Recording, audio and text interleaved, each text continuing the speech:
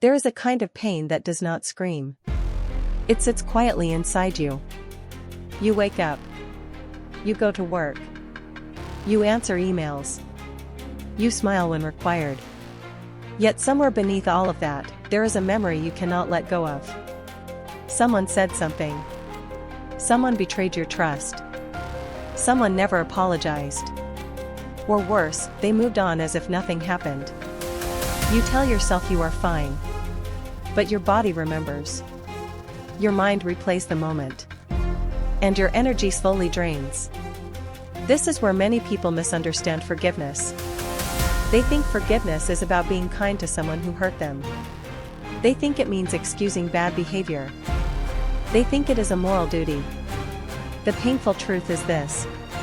True forgiveness has nothing to do with the other person. It has everything to do with what you are carrying inside. And that is why it is so difficult. And that is also why it can set you free.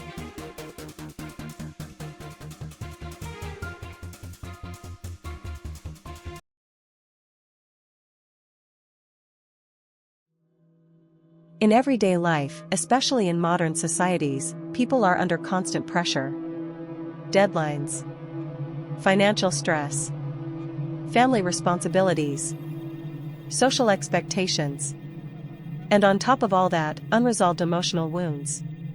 Psychologists have long observed that unresolved anger often shows up as chronic stress. Not dramatic breakdowns, but quiet exhaustion. Tight shoulders. Shallow breathing. Constant mental noise. When someone hurts us, the mind tries to protect us by holding on. Holding on to the story. Holding on to the judgment. Holding on to the idea that we were wronged. This feels powerful at first. It feels like control. But over time, that control becomes a cage. You replay the event not because you enjoy it, but because the mind believes it is keeping you safe. If you remember the pain, you will not be hurt again. At least, that is what the mind tells you. Forgiveness threatens this illusion of safety. Because forgiving feels like letting your guard down. Like saying, what happened no longer controls me. And the ego resists that.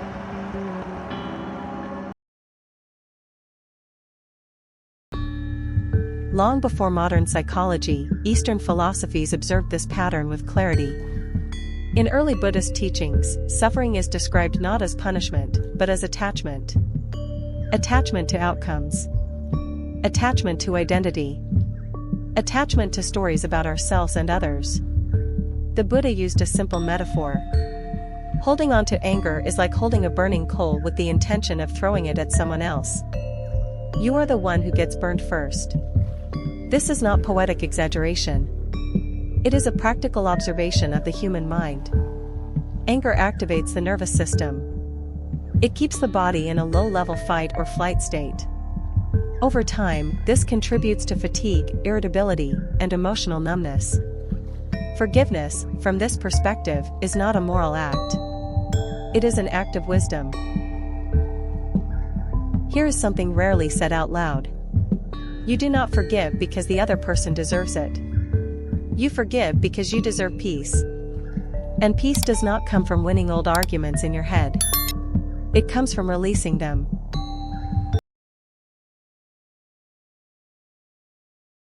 Many people say they have forgiven, but something still feels heavy.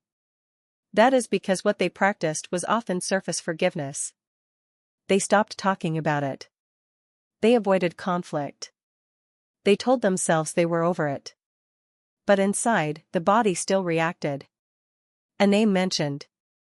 A memory triggered. A familiar tightness returned. True forgiveness goes deeper. In Taoist philosophy, there is a principle called Wu Wei. Often misunderstood as an action, it actually means not forcing. Not forcing emotions to disappear. Not forcing yourself to feel noble. Not forcing closure. Instead, you observe what is already happening inside you.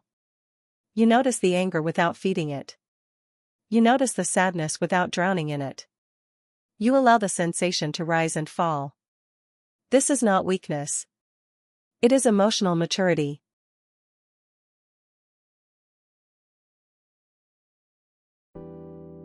Modern research supports what ancient wisdom already knew.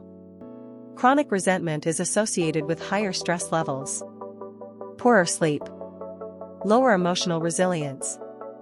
Again, not because people are broken, but because the nervous system was never meant to stay activated for years. Many adults walk around functioning, but not truly at ease. They are productive, but tense. Successful, but restless. They mistake this state for normal. Eastern traditions remind us that calm is not laziness. Calm is clarity. And clarity allows better decisions, better relationships, and better work. This is where forgiveness quietly becomes a productivity practice. Not in a hustle culture sense, but in a human sense. When the mind is not busy defending old wounds, it becomes available for the present moment.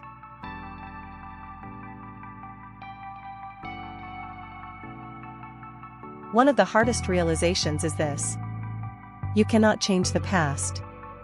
You cannot rewrite someone else's behavior. You cannot force an apology. But you can change how much space that memory occupies in your inner world. Zen teachings often point to this idea through direct experience. When you stop resisting what already happened, the mind relaxes. Not because you approve of it, but because you stop fighting reality. This is freedom inside. Not dramatic. Not loud. But deeply stabilizing. It shows up as a quieter mind. A softer reaction. A sense that you no longer have to prove anything to anyone.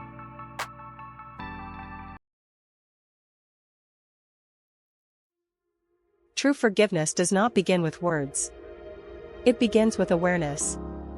When a painful memory arises, notice what happens in your body. Do not analyze it immediately. Do not judge yourself for feeling it. Simply notice.